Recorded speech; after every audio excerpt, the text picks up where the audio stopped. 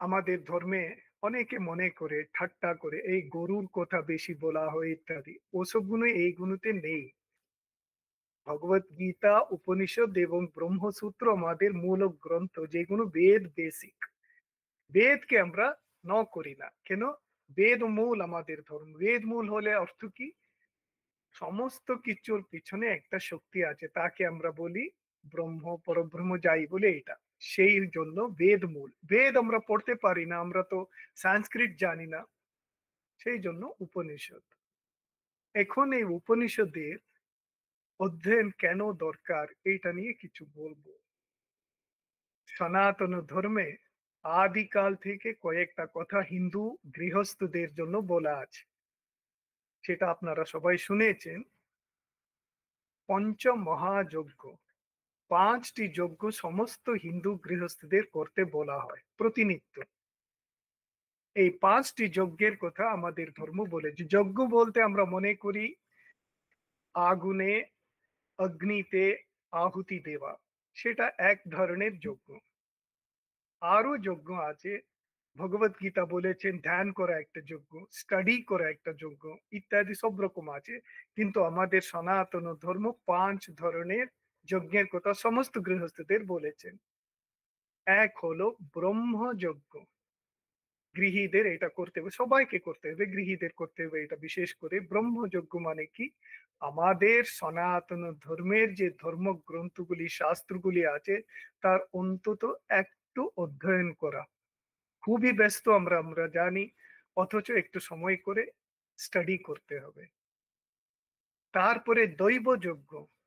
দৈবযজ্ঞ বলতে বাড়িতে কোনো না কোনো দেবী বা দেবতার, আমরা তো এখন সর্বধর্ম স্বরূপিণী মা শারদার ঠাকুরের পুজো করি, কিন্তু কোন দেবী বা দেবতার কিছু আরাধনা, পূজা ইত্যাদি করতে আমাদের শাস্ত্র বলে, এটা করতেই হবে। প্রথমে ব্রহ্মযজ্ঞ, অধ্যয়ন। অধ্যয়ন বলতে কি?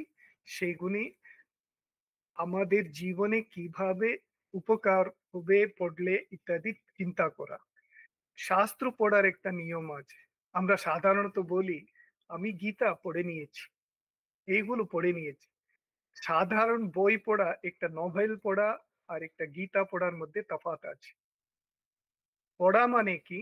একটি শ্লোক নিলাম, পড়লাম, পড়ার পরে তার অর্থ জেনারেলি জেনে নিলাম, তারপরে চিন্তা করতে হবে। আপনি কাজ করতেন, হয়তো অফিসে আছেন, বাসে যাচ্ছেন, ট্রেনে যাচ্ছেন, সেই সময় ওই শ্লোকের সম্বন্ধে চিন্তা করা।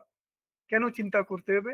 চিন্তা করতে করতে ভেতর থেকে একটা নতুন অর্থ আসবে, আপনি মনে করুন এটা ভাবিনি। এইটা হলো স্টাডি। আমাদের ধর্মে স্টাডি বলতে বেশি চিন্তা করা, কম পড়া। পড়া মানে এইরকম।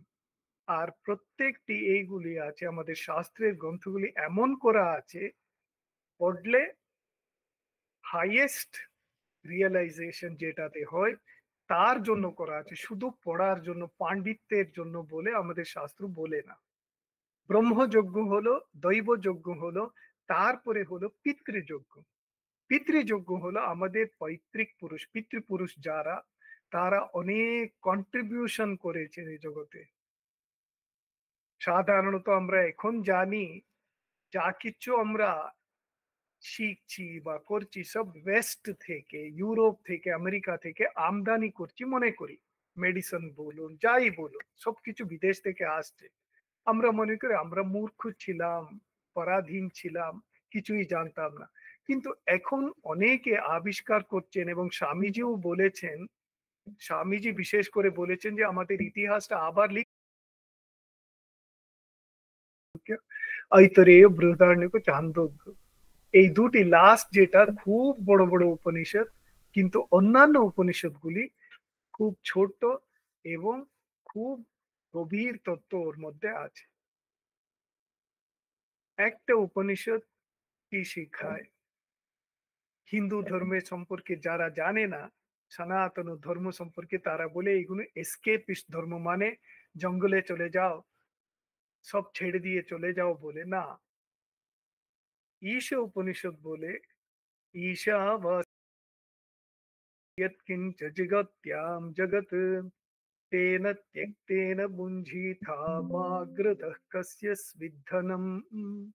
कुर्वन्नेवेह कर्माणि जिजीविषेत् शतज्ञः समाः एवं त्वयि नान्यथेतोऽस्ति न कर्म লিপ্যতে নরে।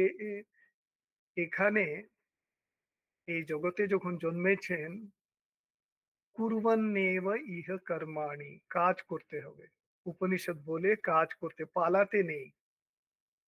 কুর্বন্নেব ইহ কর্মাণি, এখানে কাজ করতে করতে মানে কাজ করতে হবে কেন? নিজেকে বাঁচতে হবে, ফ্যামিলিকে দেখাশোনা করার জন্য টাকা দরকার, সেই জন্য কাজ করতে হবে। তার সঙ্গে কর্মফল সৎকর্ম অর্জন করার জন্য। তারপর কি হবে? কুর্বন্নেব ইহ কর্মাণি জিজিবিষেৎ শতম। আমাদের সনাতন ধর্ম বলে তোমাদের আদর্শ 100 বছর ভালোভাবে থাকতে হবে, এখানে জীবিত থাকতে হবে 100 বছর। শতম সমাহ। কোনোদিন আমাদের শাস্ত্র বা ধর্ম বলে না, আমাদের উপনিষদ শেখায় না যে তোমরা পালিয়ে যাও, শরীরের কোনো অর্থ না। পজিটিভ, সব পজিটিভ। কুর্বন্নেব ইহ কর্মাণি বিজিবিষেৎ শতম সমাহ, এটাই তোমাদের নিয়ম।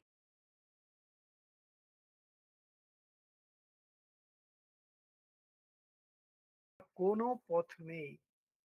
কোনোদিনই ভাবতেনি যে আমি পাপী, আমি পাপ করেছিলাম, 10 বছর আগে অন্যায় করেছিলাম, এগুলো কিচ্ছু না। আমরা জ্যোতির্ময় পুরুষ, এটা সনাতন ধর্মের উপনিষদ গুলো শেখায়। We are divine, we are divine, সবসময় এটাই শেখায় বলে উই আর ডিভাইন। আমাদের উদ্দেশ্য হলো এই divine divinity, inner divinity, Swamiji যেটা বলছেন, each soul is potentially divine, the goal is to manifest this divinity within. আমাদের উদ্দেশ্য হলো এই ডিভিনিটা পে করা, প্রকাশে আনা। এইটাই আমাদের উদ্দেশ্য, এটাই উপনিষদ বলে। কিন্তু কিভাবে করতে বলছে? ঈশাবাস্যমিদম সর্বম। কিভাবে দেখতে হয় এটা? নিজেদের মধ্যে ডিভিনিটি তো আছেই, কিন্তু সর্বত্র আমরা যেটা দেখি জড়বস্তু, গাছ, বাড়ি, বাস ইত্যাদি, আর চারিদিকে ঝগড়া চলছে, পলিটিক্যাল গোলমাল চলছে, এইদিকে অ্যাক্সিডেন্ট হচ্ছে, ওদিকে সারা দিন আমরাও সবাই কষ্ট পাচ্ছি দেখে কি চলছে এসবগুলো বলে। দেখলে জ্বর এসে যায়। এই রকম চলছে, সোশ্যাল মিডিয়া ভর্তি এইসব খবর। এই জগৎটাতে আমাদের থাকতে হলে কিভাবে থাকতে হবে? ঠাকুরের গল্প আপনাদের মনে আছে। ঠাকুর একদিন একদিন রাস্তায় হাঁটছেন, একটি গাছের নিচে একটি ছেলে, ফরেনার ছেলে, গোরা দাঁড়িয়ে আছে। দেখে ঠাকুর দেখছেন ওখানে কৃষ্ণকে দেখছেন, বাঁকে বিহারী কৃষ্ণ। আমরা হলে ওখানে একজন দাঁড়িয়ে আছে বলে চলে যেতাম। আমরা সবকিছু যা আছে এই সবগুলো নেগেটিভ দেখি। কিন্তু উপনিষদ আমাদের শিক্ষা দেয়, চেঞ্জ ইউর অ্যাটিটিউড। সবকিছু বদলে যেতে হবে, আমাদের চোখটা বদলে যেতে হবে, পজিটিভ দেখতে। কি দেখ, ঈশাবাস্যম, সবকিছুর মধ্যে ভগবান আছেন, এটা দেখতে হবে। এই শিক্ষা আমাদের উপনিষদ দেয়। যখন আমরা দেখতে শুরু করি, আমাদের মধ্যেও একটা হিন্দিতে দোহা আছে, আপনারা শুনেছেন কিনা জানি না, মেহেন্দি লাগন কো লাগাই जो মেহেন্দি কে রঙ। ওই মেহেন্দি বলে যেটা লাগাতে থাকে, তার আলাদা করে মেহেন্দি লাগাতে হবে না, তার হাতে নিজে নিজে লাল হয়ে যায় তার হাতটা। ঠিক সেরকম আমরা সব সময় দেখতে সর্বত্র নেগেটিভ, সর্বত্র পচা সবকিছু, তার মধ্যে এইটা। একবার একজন এসছেন ঠাকুরের সঙ্গে দেখা করতে, একজন বাবাজি। অনেকে আসতেন দক্ষিণেশ্বরে, দেখতে ভিখারির মতো লাগছে একেবারে, মানে এই, কিন্তু ঠাকুর জানেন যে ও ব্রহ্মজ্ঞানী। ঠাকুর এটা বললেন হৃদয়কে, হৃদয় ওর পিছনে পড়লো, আমাকে ব্রহ্ম শিখো, শিষ্য বানাও, শিষ্য বানাও ইত্যাদি। তখন সে বলল, দেখো, এই নর্দমার জল আর গঙ্গা জল তোমার যখন এক হবে, তখন তোমার এই হবে। সবকিছুতে ভগবানকে দেখা, এইটাই আমাদের উপনিষদ শিক্ষা দেয়। আমরা সব নেগেটিভ দেখি, নিজেদের সম্পর্কে নেগেটিভিটি, আমরা কিছু পারবো না, ছোটবেলা থেকে আমাদের শিক্ষা দেয় কিছু পারবি না, তুই কি এ করবি না, ও করবি না, করে করে নেগেটিভ। এই নেগেটিভিটি আমাদের এসে যায়। আর একটা দুটো ফেলিউর হয়ে গেল জীবনে, হয়তো চাকরি পেতে ফেল করে গেলাম, ইন্টারভিউতে ফেল করে গেলাম, নিজেকে নেগেটিভ এর এ করে ফেলি, পার্সোনালিটি করে। আমাদের উপনিষদ বলে না, ইউ আর ডিভাইন, তুমি আত্মা, তুমি সর্বদা জাগ্রত, সর্বদা শক্তিমান, সর্বশক্তি তোমার মধ্যে আছে। এটাই ঈশাবাস্যম ইদম সর্বম কিঞ্চ জগত্যাম জগৎ। এই জগতে যা কিচ্ছু আছে সবকিছু ঈশ্বরময়। এটা আমাদের উপনিষদ শিক্ষা দেয়। সেই জন্য উপনিষদ পড়লে স্বামীজি যেমন বলেছেন, উপনিষদ হলো আমাদের বাইবেল। খ্রিস্টানদের বাইবেল আছে, আমাদের কোনো পার্টিকুলার গ্রন্থ বলে কিচ্ছু নেই, কিন্তু উপনিষদের পাঠ নিত্য একটা দুটো মন্ত্র। উপনিষদের বাক্যগুলোকে মন্ত্র বলা হয়। আমরা জানি মন্ত্র বলতে অনেক ধরনের মন্ত্র আছে। ভগবান বা ইষ্ট গুরু মন্ত্র যেটা দেন সেটা মন্ত্র, যেটা নিত্য জপ করি। উপনিষদের বেদের বাক্যগুলিকে মন্ত্র বলা হয়। কেন মন্ত্র? সেগুলো সব রেভেলেশনস। ঋষি মুনিরা সেগুলোকে দেখেছেন। ঋষয়ः মন্ত্রদ্রষ্টারः নতু মন্ত্রকর্তারः। একজন কবি, পোয়েট, কবিতা লিখেন, কিন্তু সে কবিদের মধ্যেও এমন আছেন তাদের বলা হয় ক্রান্ত দর্শিনা। ক্রান্ত মানে সিইং দ্য ট্রান্সেন্ডেন্ট রিয়ালিটি। এই জগতে যা কিছু আমরা দেখছি, গাড়ি বা গাড়ি ঘর বা গাছপালা ইত্যাদি, তার পিছনে কি আছে সেটা দেখেছেন কবিরা। আপনারা জানেন উইলিয়াম ওয়ার্ডসওয়ার্থ ইত্যাদি কেউ কেউ ছিলেন এরকম। ঠিক সেরকম ওদের শুধু কবিত্ব। ঋষি মুনিরা অনেক সাধন ভোজন করে, জঙ্গলে সাধন ভোজন করতেন ঋষি মুনিরা, কত তপস্যা করতেন। খুব তপস্যাদি করে ঋষি মুনিরা এই আবিষ্কার করতেন। সেই আবিষ্কার করা মন্ত্রগুলিকে কালেকশন করে ভগবান বেদব্যাস, বাদরায়ণ ব্যাস বেদ চার ভাগে বিভক্ত করলেন। প্রত্যেকটি বেদের চারটি প্রত্যেকটি বেদের চারটি ভাগ, মন্ত্র, ব্রাহ্মণ, আরণ্যক, উপনিষদ। সে উপনিষদ হলো অন্তিম ভাগ। সেই উপনিষদগুলির মধ্যে ঈশ উপনিষদ অত্যন্ত ছোট্ট উপনিষদ। ঈশ উপনিষদ আমাদের শিখায় কিভাবে জীবন যাপন করতে হবে। যেমন বললাম, কুর্বন্নেহ ইহ কর্মাণি জিজীবিষেদ শতম সমাহ। 100 বছর জীবিত থাকতে হবে, বাঁচতে হবে এখানে ভালো করে। এসকেপিজম বলে না, আমাদের বলে আনন্দে কাটাতে হবে। উপনিষদ বলেন, আনন্দাঝেব খলু ইমানি ভূতানি জায়ন্তে, আনন্দেন জাতানি জীবন্তি, আনন্দম প্রবিশন্তি। আনন্দ হলো আমাদের বেস। ঠিক উল্টো হলো কোনটা? বৌদ্ধ ধর্ম। বৌদ্ধ ধর্ম বলে সবকিছু দুঃখ, এই জগতে দুঃখ, খালি দুঃখ। সোশ্যাল মিডিয়া যেটা খুললে দেখেন আপনি, এটা বৌদ্ধ ধর্মের একটা নমুনা।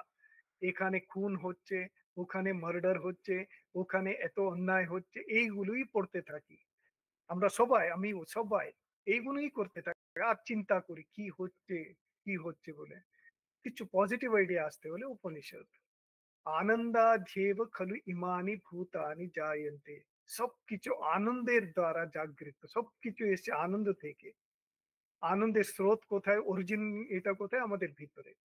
আনন্দেন জাতানি জীবন্তি, এখানে সব আনন্দে থাকে, থাকতে হবে। এইটাই আমাদের উপনিষদগুলো আমাদের শেখায়। ছোট্ট ছেলে নচিকেতা যমরাজের কাছে গেলেন, পাঠালেন ওর বাবা, বললেন যা, তোকে আমি যমরাজের কাছে দিয়ে দিলাম। ও গিয়ে ওখানে 3 দিন থাকলো, ওয়েট করছিল। যমরাজ কোথাও গিয়েছিলেন, ফিরে এলেন। এইটুকু ছেলে, আমরা সাধারণত বলি এই বাচ্চাদের জন্য নয়, ধর্ম টর্ম বাচ্চাদের জন্য না, আমাদের ধর্মে সবকিছু ছোটবেলা থেকেই করতে হবে। সেলফ ডেভেলপমেন্ট ছোটবেলা থেকেই করতে হবে। সেই জন্য উপনিষদ বলে 3 দিন থাকার পরে যমরাজ ওকে অনেক কিছু দিতে চাইলেন, এটা নাও ওটা নাও। তখন ও ছেলেটা বলল, তুমি যেহেতু এত সব আমাকে প্রলোভন দেখাচ্ছ, দ্যাট মিনস আমি যেটা চাইছি সেটা আরো বেশি বড়, না হলে তুমি এটা বলতে না। আরেকটা হচ্ছে তুমি এটা জানো, এর উত্তরটা জানো, সেই জন্য তুমি আমাকে এইসবের প্রলোভন দেখাচ্ছ। বলছো তোমাকে শাশ্বত এখানে থাকতে পারবে, সিংহাসন দিয়ে দিব, পৃথিবীর রাজা বানিয়ে দিব। আমার এসব তাহলে ছোট, আরো একটা বড় জিনিস আছে যেটা তুমি বলতে চাইছো না, যেটা আমি চাই। আমি কে? তখন যমরাজ পরীক্ষা করে বললেন, তুমি ঠিক বলেছ, তুমি আত্মা। তোমার মৃত্যু নেই, জন্ম নেই, ইত্যাদি না। আমরা সব সময় মৃত্যু নিয়ে ভাবি, আমাদের মৃত্যু হয়ে যাবে, আমাদের কষ্ট হবে ইত্যাদি। সেসব শরীর নিয়ে। এই শরীর আলাদা, আমি শরীরই। শরীর আমার একটা ইনস্ট্রুমেন্ট। এই ইনস্ট্রুমেন্ট কেন এরকম আছে? আমার পূর্বকৃত কর্মের জন্য। কি কর্ম করেছি? নানা জন্মে নানা রকমের কর্ম, চিন্তা, ভাবনা ইত্যাদি করেছি, এগুলো সব স্টকের মতো ভিতরে আছে। তার ফল হলো এই শরীরটা। এখন আপনারা তো জানেন জেনেটিক থিওরি বলে ইত্যাদি বলে, কেন এই ছেলেটির এরকম হয়েছে, জিনসে আছে, জিনসে। কিন্তু ধরুন একটি ছেলে অন্ধ হয়ে জন্ম নিল, তার 10 পূর্বপুরুষদের মধ্যে কারো অন্ধত্ব ছিল না, কেউ অন্ধ না, কিন্তু এই ছেলেটি অন্ধ হলো কেন? উত্তর নেই। হঠাৎ কেন হয়ে যাবে? আরেকটা হলো, খ্রিস্টানরা বলে না, ভগবান দয়ালু, ভগবান দয়ালু। যদি দয়ালু হয়ে বাচ্চাটা অন্ধ হলো কেন? এটার কারণ কি? আমি কেন এরকম আছি, আমি কেন এরকম থাকতে পারলাম না, আমার খুব ইচ্ছা এই হতে, হতে পারছি না কেন? এটার কারণ আমি নিজে। কাউকে ব্লেম করে লাভ নেই। আমার পূর্ব কর্মের জন্য আমি এরকম আছি। আমি ঠিক করতে পারবো নিজেকে। কিভাবে? এইটাই উপনিষদের শিক্ষা। কুর্বন এব ইহ কর্মাণি। এখানে কাজ করতে হবে। কিভাবে? নিঃস্বার্থ ভাবে। এইটাই মেন সিক্রেট ওরা আমাদের শেখায়। আমরা সাধারণ মানুষ, আমরা তো জানি না। উপনিষদ সেই জন্য পড়তে হবে, পড়লে সবকিছু ক্লিয়ার হয়ে যায়। বলে তুমি যা কিছু করো ঈশ্বরের জন্য। কেন? সবকিছু ঈশ্বর। কিভাবে ঈশ্বরের জন্য করতে হবে? ওরা বলে, ঈশাবাস্যম ইদম সর্বম যৎকিঞ্চ জগত্যাম জগৎ তেন ত্যক্তেন ত্যাগেন ভুঞ্জিথা। ত্যাগ করা মানে সব নিজের জন্য থাক। নিজের জন্য কতটুকু থাকবে? আপনারা তো পেপারে পড়ছেন বা নিউজ দেখছেন, এত কারেন্সি লুকিয়ে রেখেছিল, কিন্তু দুদিন বাদে কে এসে নিয়ে চলে যায়। কিচ্ছু লাভ নেই, কোনো কিছুর লাভ নেই। সেই জন্য বলছে তেনা ত্যাগে না ভুঞ্জিতা। বাইরের কালেকশনের চেয়ে ভিতরের কালেকশনটা ইম্পর্টেন্ট। সেই ভিতরের কালেকশনের নাম আমাদের শাস্ত্র বলে অপূর্ব। অপূর্ব হলো একটা ব্যাংক ব্যালেন্স। ধরুন আপনি সৎ কথা বললেন, 5 মিনিট, এই যে আমি লাস্ট টাইম বলেছি এখানে, ও কুম্ভে গিয়ে কি হবে? স্নান করলে কি পাপ চলে যায়? স্নান করলে পাপ যাবার চেয়ে বড় কথা পুণ্য লাভ হয়। পুণ্য লাভ মানে সৎকর্ম। সৎকর্ম করে করে আমরা স্টক যখন বাড়িয়ে দিই সৎকর্ম, তার নাম অপূর্ব। তার জন্য নেক্সট জন্মে আমাদের খুব ভালো জন্ম হবে, খুব সবকিছু হবে। ভগবত গীতায় শ্রীকৃষ্ণ বলছেন, যদি তুমি এই জন্মে অল্প একটু সৎকর্ম করেছো, নেক্সট জন্মে কি হবে? চিন্তা নেই। ঋষিন শুচীনাম শ্রীমতাম গেহে যোগ ভ্রষ্ট অভিজায়তে। একটা ভালো ধনী বাড়িতে তোমার জন্ম হবে, যদি তুমি এই জন্মে সৎকর্ম করে ছেড়ে দিয়েছো, করোনি, আর ছেড়ে দিয়েছো, ইচ্ছা হয়নি। নেক্সট জন্মে ঠাকুর তোমাকে এমন জন্ম দেবেন ভালো বাড়িতে, ধনী বাড়িতে, ওরা খুব সাপোর্ট দেবে, তুমি খুব সুন্দরভাবে নেক্সট চালাতে পারবে। এই জন্য আমাদের ধর্মের সবকিছু পজিটিভ, কোনো জিনিসই নেগেটিভ না। এই উপনিষদ আমাদের এই জন্য এই শিক্ষা দেয়, কুর্বন নেবেহ ইহ কর্মাণি জিজীবিষেদ শতম সমাহ এবং তোই নান্যথো অস্তি না কর্ম লিপ্যতে নরে। কর্ম তোমাকে অ্যাটাচ করবে না, কষ্ট দেবে না। যখন কর্মগুলি সব ভগবানের চরণে নিবেদন করে দাও, নিশ্চিন্তে থাকবে। Be free like a bird বলে না, ফ্রি লাইক এ বার্ড। আর আনন্দকে আমরা সব সময় খুঁজতে থাকি, আমরা সব জায়গায় যাই খুঁজতে থাকি এইভাবে, কোথায় এটা দেখলে আনন্দ পাবো, ওটা দেখলে আনন্দ পাবো, কিন্তু আনন্দের স্রোত হচ্ছে ভিতরে। এটা আমাদের শাস্ত্র সবসময় বলে। সো আনন্দাধ্যেব খলু ইমানি ভূতানি জায়তে। সবকিছু জাত হয়, সবকিছু আসে আনন্দ থেকে। এই আনন্দের স্রোত ভিতরে, এই আনন্দকে আমাদের বার করতে হবে। ওটাকে ঢেকেছি আমরা, কি দিয়ে ঢেকেছি? নেগেটিভ। আমি কিছু করতে পারবো না, আমি পারবো না, আমি এই, আমার এটা হবে না, এই নেগেটিভের দ্বারা ওগুলোকে ঢেকে রেখেছি। সেই জন্য আমাদের শাস্ত্র বলে উন্মুক্ত করে দাও। স্বামীজি বলেছেন, each soul is potentially divine. The goal is to manifest this divinity within. Do it either through work or worship or prayer or whatever, and be free. That is the goal of life.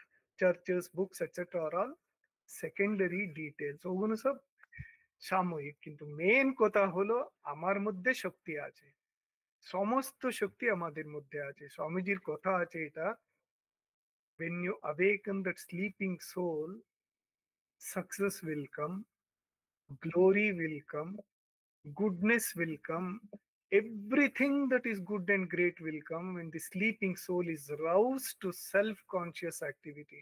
আমরা ভুলে গেছি এটা, ভেতরে সবকিছু রয়েছে, আমাদের ধর্মে সব ভেতর থেকে বাইরে। আমরা ভাবি এইটা পারবো না, ওটা সবকিছু সবাই পারি। Everybody can be a Bill Gates, বলে না, সবাই বিল গেটস হতে পারি, কিন্তু কর্মফল দরকার আমাদের। সৎকর্ম করে করে করে অ্যাকুমুলেশন করে নিলে নিজে থেকে উঠে যাব, এটাই আমাদের ধর্মের মূল। সেই জন্য নিত্য অল্প একটু উপনিষদ পড়া দরকার আমাদের। উপনিষদ, স্বামীজির প্রিয় উপনিষদ হলো কঠোর উপনিষদ, সেটা পড়ে চিন্তা করা।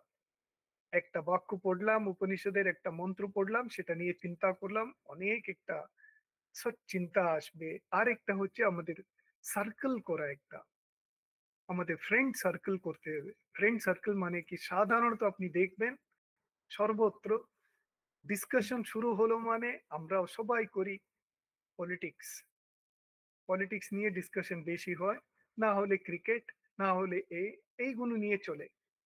আরেকটা হাইয়ার স্টেপ হলো এইগুলো নিয়ে ডিসকাশন, একটা ধর্মের কথা নিয়ে, উপনিষদে এটা বলে, কেন বলে, এইটা বলে একটা গ্রুপ তৈরি করে নিলে আমাদের একটা ভাইব্রেশন ভালো থাকে।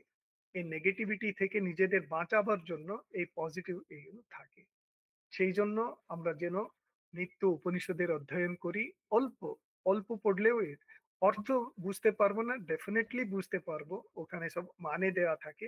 তার সঙ্গে এগুলো ধ্যানের জন্য, উপনিষদের মন্ত্রগুলি হলো ধ্যানের জন্য, সবকিছু ওদের রিয়েলাইজেশন, রেভেলেশন, সেই জন্য এগুলো ধ্যান করতে হবে। উপনিষদ পড়লে শক্তি বাড়ে, স্বামীজির কথা মিথ্যা হবার নয়। আমাদের শক্তি আছে, আমাদের পজিটিভিটি আছে, আর আমরা নিজেদের মধ্যে যে শক্তি আছে সেটাকে বার করতে পারি। এই জন্য স্বামীজি একটা উপনিষদের মন্ত্র কোট করতেন, সেটা আমি বলে শেষ করব। ওম ইয়ো ব্রহ্মাণং বিদধাতি পূর্বম, यो वै वेदांश्च प्रहिणोति तस्मै तमहदेवम् आत्मबुद्धिप्रकाशम् मुमुक्षुर्वै शरणमहं प्रपद्ये। আমার মুমুক্ষু, আমি মুমুক্ষু বলতে আমি জানতে চাই, ব্রহ্মজ্ঞান ইত্যাদির সম্বন্ধে আমি জানতে চাই, সত্য কি আমি জানতে চাই। আমি শরণাগত হয়েছি ঈশ্বরের চরণে, তিনি যেন আমার মনের মধ্যে যেগুলো আছে নেগেটিভিটি, সেগুলো দূর করে আমাকে যেন জাগৃত করেন। এটাই আমাদের উপনিষদের কথা। আপনারা কষ্ট করে এটা শুনেছেন, তার জন্য অশেষ ধন্যবাদ আপনাদের। পূজ্যপদ স্বামী লোকোত্তরানন্দজি মহারাজ আমাকে এই সুযোগ করে দিয়েছেন, কৃপা করে উনাকে আমার ভক্তিপূর্ণ সাষ্টাঙ্গ প্রণাম। অন্যান্য মহারাজ যাদব আত্মানন্দজি তারা অনেক কষ্ট করে ব্যবস্থা করেছেন, উনাকে প্রণাম, সবাইকে প্রণাম। ओम शांति शांति शांति। हरि ओम तत्सत। श्री राम कृष्णार्पणमस्तु।